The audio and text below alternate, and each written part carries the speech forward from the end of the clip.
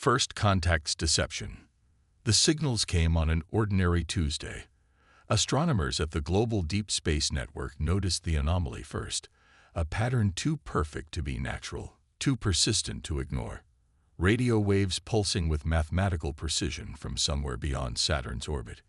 Within hours, every major observatory on Earth had confirmed it. Within days, the message was decoded. We come as guardians. Prepare for our arrival.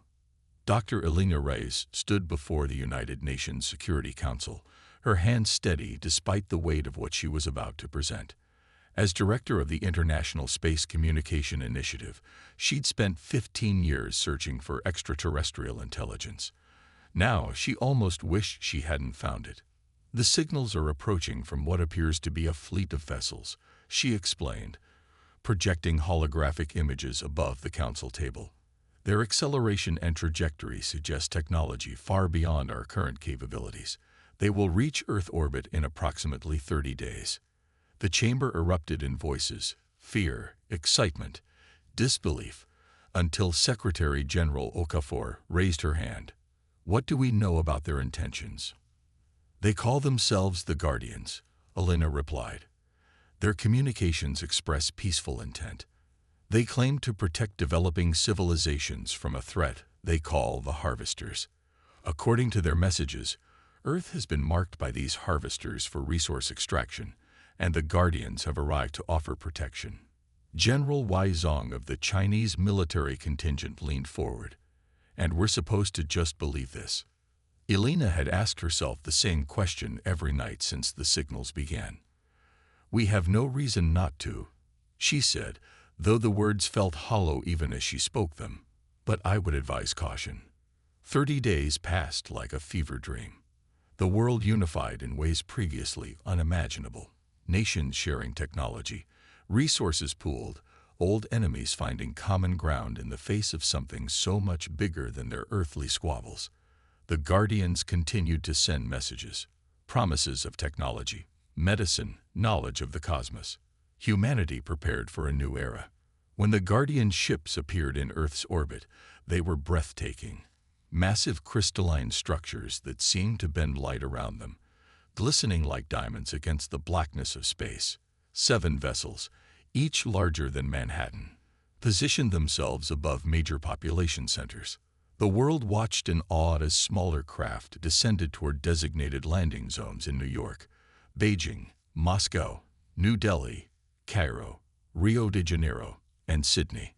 The first Guardian to set foot on Earth emerged in Central Park. The creature stood nearly 8 feet tall, humanoid but clearly alien, iridescent blue skin, 4 arms and eyes like liquid silver. It called itself Ambassador Talis. We bring knowledge and protection, it announced to the assembled dignitaries and billions watching via broadcast. The Harvesters have marked your world. Without our intervention, they would reduce your civilization to ash and your planet to a barren husk. We offer a covenant of mutual benefit. President Alvarez of the United States stepped forward. On behalf of Earth, we welcome you and thank you for your protection. What followed was a whirlwind of cultural exchange. Guardian emissaries established bases in each landing city. They shared medical advancements that cured previously incurable diseases. They offered clean energy technology that promised to end mankind's dependence on fossil fuels. They spoke of a galactic community that Earth might one day join. Most of humanity embraced them, but not everyone. Colonel Marcus Daniels had spent 20 years in military intelligence. He knew when something didn't add up. They're too perfect, he told the Joint Chiefs during a classified briefing 6 months after first contact. Every solution they offer creates dependency. Every technology they share requires their constant oversight. And has anyone else noticed they've been mapping our entire planet's resources? They're helping us prepare for the Harvesters. Chairman General Harris countered. We've seen no evidence of hostile intent. That's what worries me, Daniels replied. In every first contact scenario we ever gamed out, there were misunderstandings, cultural friction, unexpected complications. This has been too smooth. He wasn't alone in his suspicions. Dr. Elena Reyes had been monitoring Guardian communications from her position as liaison to their scientific team. What she discovered chilled her to the bone. Late one night, she slipped into Daniel's office at the Pentagon, bypassing security with access codes that shouldn't have worked. He was waiting for her. "You found something," he said. Not a question. Elena placed a small device on his desk. "I've been analyzing their internal communications. They encrypt everything. But I noticed patterns in their transmission frequencies. It took months to develop an algorithm that could decode even fragments." She activated the device. Alien voices filled the room, translated by her program into halting English. Harvest preparation proceeding as scheduled. Human compliance optimal. Resource extraction to begin after defensive capabilities neutralized. Estimate 89% population reduction required for efficient processing. Daniel's face hardened. "They're not protecting us from the harvesters. They are the harvesters," Elena whispered. "And we just handed them the keys to our planet." Within 24 hours, a secret coalition formed. Military officers, scientists, intelligence operatives, all sharing the same terrible knowledge. What they lacked in numbers, they made up for in access and expertise. They called themselves Phoenix Project. "We're outmatched technologically," Daniels told the assembled group in an underground bunker outside of Washington, D.C. "But we have one advantage. They don't know that we know." "They've been integrating their systems with ours," added Dr. Sanjay Patel, a computer scientist who had been working with Guardian technology. "Their quantum networks interface with our digital infrastructure. It was meant to make us dependent, but it creates vulnerability, a backdoor." Elena nodded. "We need to gather evidence first, something irrefutable that will convince the world's governments. Then we develop countermeasures, and we need to do it fast. According to the transmissions I've intercepted, we have less than 3 months before they initiate what they call the harvest." As Guardian influence grew, so did their control. Their representatives now sat on governmental advisory boards. Their technology-regulated power grids, communication networks, even water treatment facilities. The world had never been more prosperous or more vulnerable.